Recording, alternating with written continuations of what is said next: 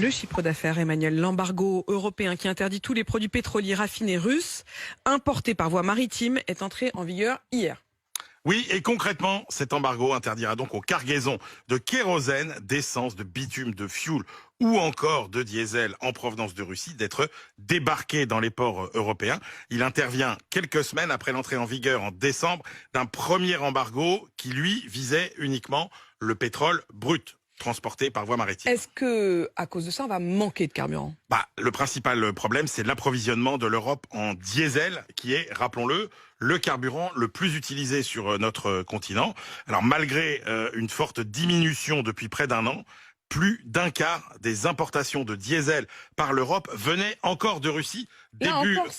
Encore début 2023. Un quart de notre diesel venait donc de Russie. Et le problème, c'est qu'on en fabrique, évidemment, parce que quand on achète du pétrole brut dans nos raffineries, on fait les produits raffinés, mais on n'en fait pas assez, donc toujours pas. Alors les pays européens ont commencé à se préparer en constituant des stocks importants, à se tourner vers d'autres fournisseurs, comme les États-Unis, l'Arabie Saoudite, l'Inde, la Chine ou les Émirats Arabes Unis et le Koweït. Est-ce que le prix du diesel va grimper? Alors, il va au moins rester sous tension, parce qu'évidemment, ces pays facturent au prix fort. Prenez l'exemple des Indiens. Là, vous allez me dire, c'est un peu fort de café. Les Indiens, ils achètent pas cher du pétrole russe qu'ils raffinent et qu'ils nous revendent ensuite. Donc, en réalité, on en achète au prix fort. Donc, évidemment, on en achète, sauf qu'il a fait un petit circuit de plus, quoi. Et on fait la même chose avec les produits raffinés chinois. Et donc, du coup, il faut payer le prix fort. Deux, les délais de transport et le coût d'acheminement, évidemment, vous l'avez dit, sont aussi plus élevés. Attendez, Emmanuel, pardon, je sais qu'on n'a pas forcément 30 minutes pour en parler, mais enfin, c'est quand même délirant. Ce que vous êtes en train de nous dire, c'est que certes, on l'achète plus directement à la Russie, mais du coup, en fait, on le paye encore plus cher.